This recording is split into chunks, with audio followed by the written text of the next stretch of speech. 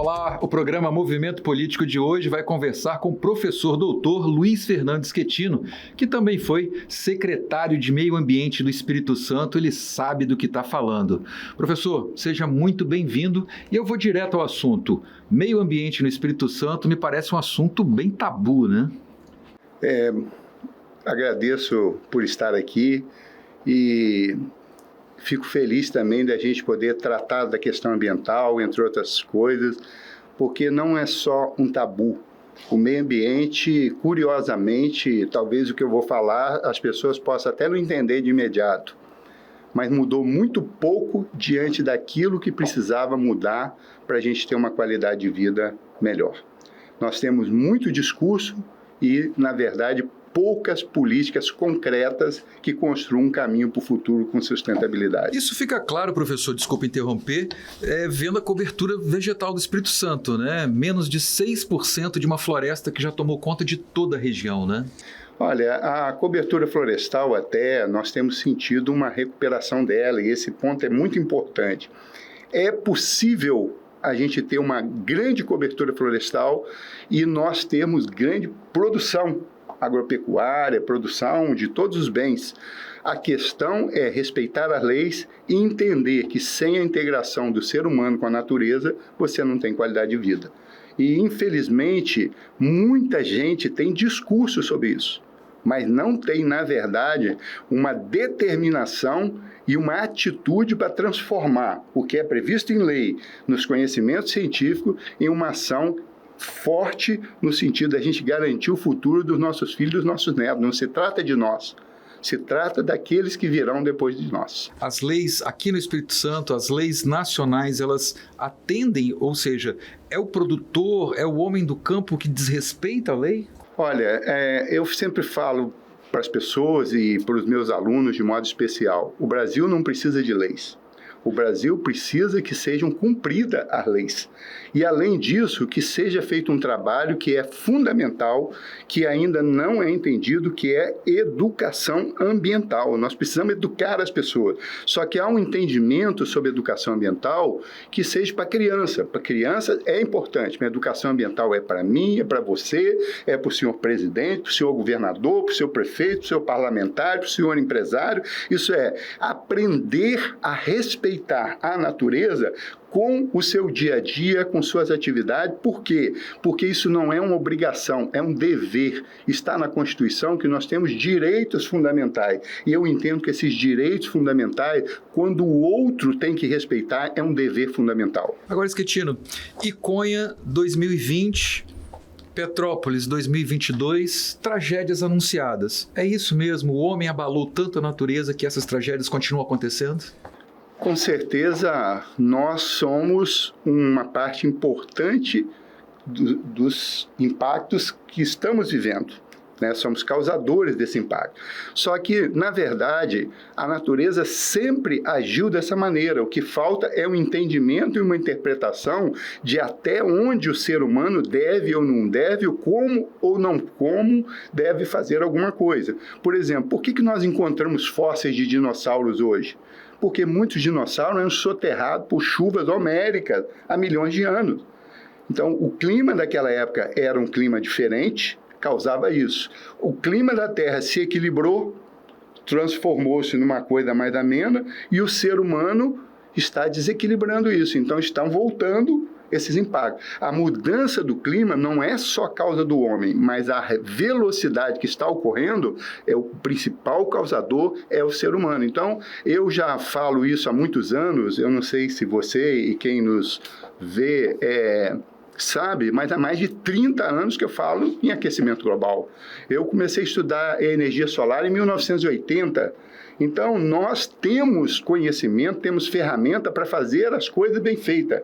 A questão é que essa questão de fazer bem feita implica em um custo, tanto para quem produz quanto para quem compra, e nem sempre os governantes estão dispostos a falar não, porque é mais fácil ganhar a eleição do que falar não. Isso se reflete bem na lei dos lixões, né? Digamos, vamos usar um termo mais popular. A lei dos lixões era 2020, passou para 2022, aliás, era 2000, passou para 2020 e agora vamos protelando o fim dos lixões.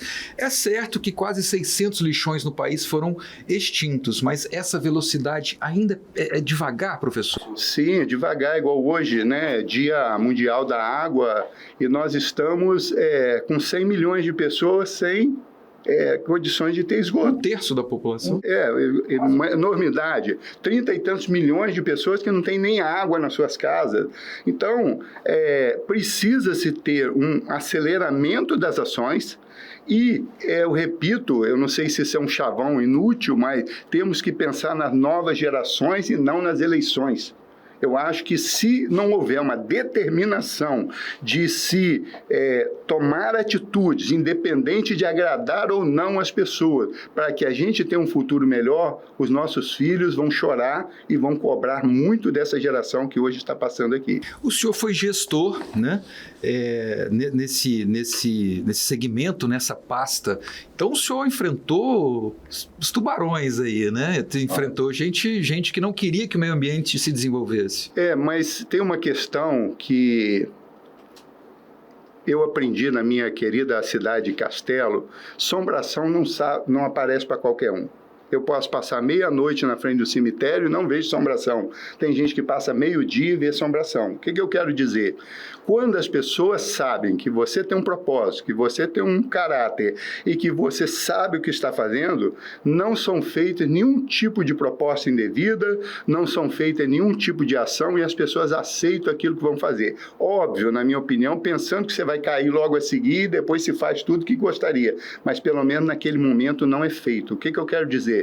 Se os nossos governantes tiverem pulso firme, forem éticos e tomarem por base o conhecimento, as coisas acontecem. Se não 100%, mas num percentual muito alto. Mas, professor, uma contradição, então, né? O senhor, antes da gente começar a conversar, o senhor me dizia que foi um dos primeiros combatentes aí para a orla, principalmente de Vila Velha, ocupação desordenada, os espigões, a restinga que morre sem o sol.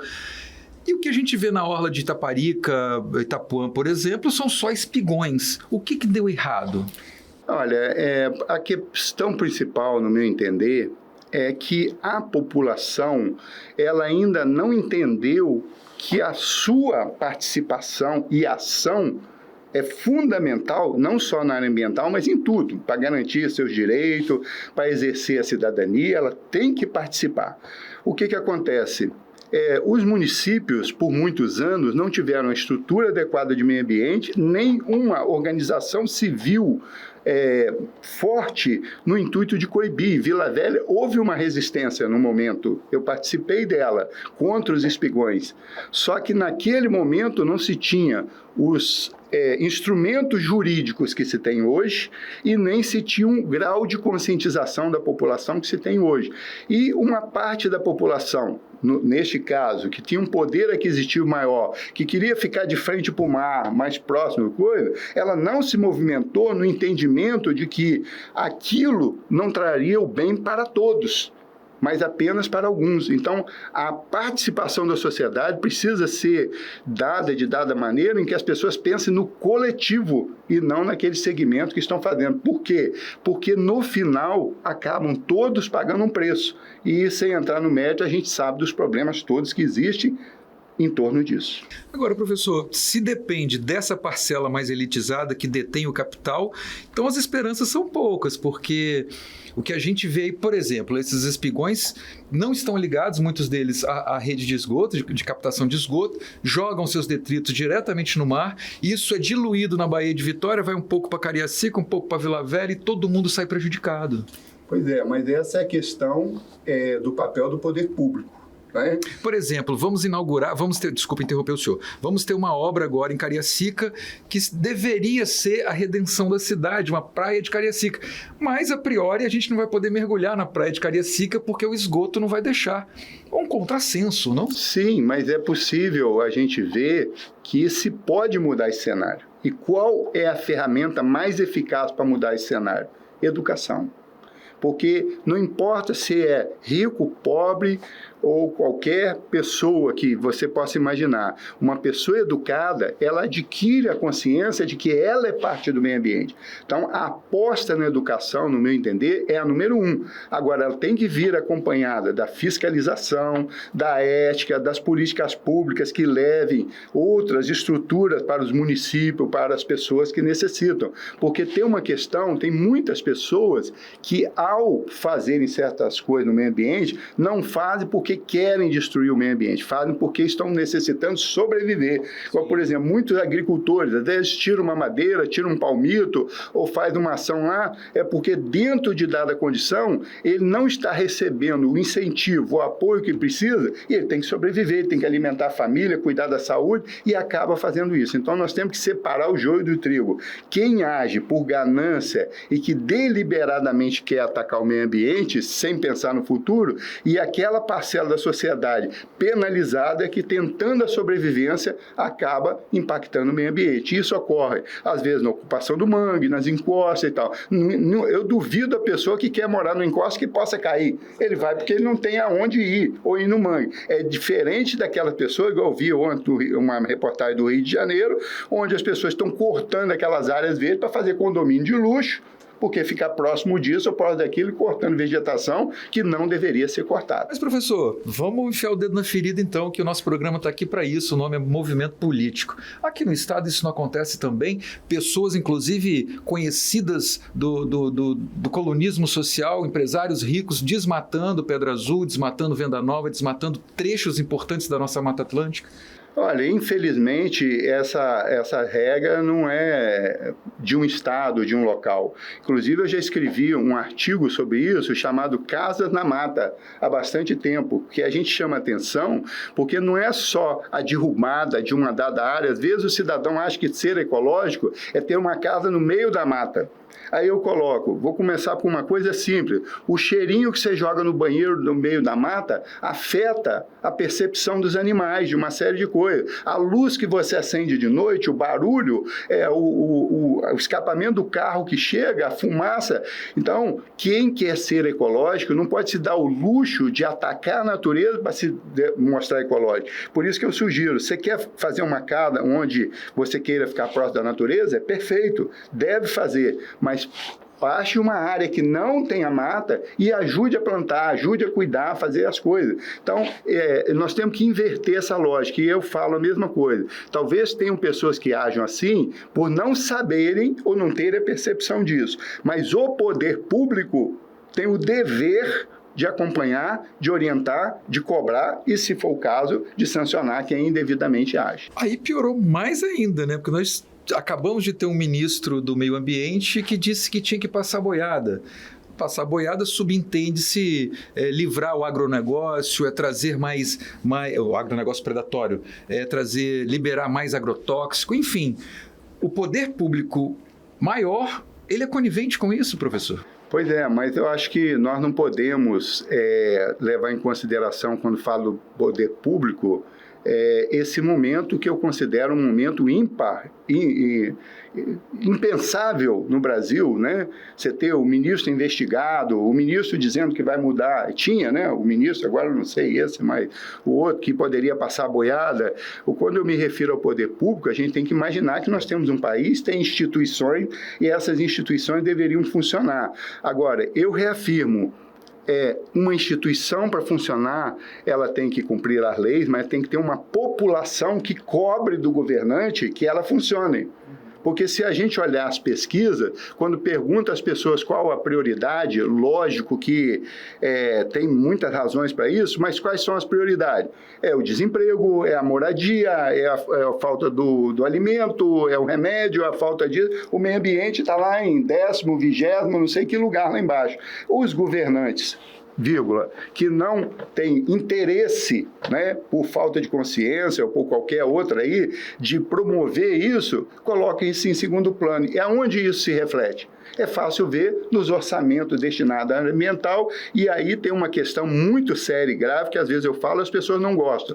O sujeito perde uma eleição, enfia ele na Secretaria Municipal do Meio Ambiente, não é isso? O camarada perde uma eleição, enfia num órgão coisa. E, fora isso, com todo respeito, o loteamento político que é feito. O partido A toma conta de dado espaço, o segmento empresarial A toma conta de dado espaço. Essas áreas, na minha opinião, técnica, elas têm que ter gestores independentes, que sigam uma política estadual, sem causar problemas, que não tem que ir para lá para causar problema, para perseguir ninguém, para impedir o desenvolvimento. Desenvolvimento é necessário, é importante gerar emprego, gerar renda, né? Impostos é importante porque precisa disso tudo, mas isso tem que ser feito com comedimento. E aí eu volto, você perguntou, quando eu estive na secretaria, eu usava um jargão. A secretaria tem que ser parceira do desenvolvimento, vírgula, com ética e responsabilidade. Então, não não ser flexível, tem que analisar as coisas, tentar ajudar. Agora, entre isso e não ter ética, e entre isso e fazer de qualquer maneira, aí tem uma palavra lógica e clara que se chama má-fé. O licenciamento do Porto de Roterdã, um megaporto, né? Uma comitiva brasileira esteve lá e ficou impressionada como o governo tinha conseguido tocar a obra tão rápido e perguntou do licenciamento ambiental para o governador local. O governador disse assim, licenciamento ambiental? A gente não precisa disso aqui não, a gente sabe o que tem que fazer. Então o governante brasileiro sabe o que tem que fazer e não faz. Não, eu acho que não é questão de que não faz. O que é a questão, igual... foi muito falado na época da Constituinte, né? Por que nós temos uma Constituição que tece detalhes do detalhe do detalhe? Porque, na verdade, se tinha uma desconfiança de que se não colocasse tudo na Constituição, alguém mudava essa lei de uma hora para outra e aquilo estava sempre mudado, como a gente está assistindo mudar até a Constituição, né? A questão é o seguinte, eu sempre defendi um ponto de vista, e eu falava isso quando estava na secretaria, temos que reduzir o tempo que você gasta com licenciamento e aumentar o tempo de fiscalização, o tempo de monitoramento. Eu estive em outro lugar no Brasil, o que é feito? É uma fiscalização sistemática. Se alguém não estiver cumprindo aquilo que está previsto, ele é penalizado, é sancionado. Agora, aqui se gasta um tempo enorme com licenciamento, depois se passa um ano sem ir lá ver se aconteceu alguma coisa. Inclusive, eu aventei isso o ano passado. Durante a pandemia, quantas fiscalizações foram feitas? Onde foi fiscalizado? Eu perguntei para vários dirigentes, para várias pessoas. Tem que ter um relatório disso, porque independente da pandemia, você tem que saber como estão as coisas. Por quê? Porque o pulmão das pessoas não para de receber impacto. A água não para de receber impacto, né? Mesmo que reduza. Então, precisava-se ter no Brasil uma questão que eu coloco, talvez seja difícil entender, mas uma consciência da população maior para cobrar para que as ações sejam feitas. E concluindo o que você falou, eu acho que precisa realmente ser mais ágil processualmente o licenciamento ambiental, mas não é mudando as leis igual querem, para afrouxar o licenciamento ambiental. Processualmente, eu estou dizendo, tem um prazo de 45 dias. Hoje, com a internet, com coisa, você pode passar para 15 dias, porque se alguém também em 15 dias não viu, não opinou, você não vai ficar esperando ele. Você tem que dar um parecer que leva um mês, vamos agilizar que hoje você distribui para todo mundo e com meio dia você coisa para uma semana. Então, isso tudo é possível. Agora, para funcionar, precisa ter fiscalização, precisa ter a certeza que será sancionado. E aí entra numa questão que hoje eu, como advogado, fico preocupado.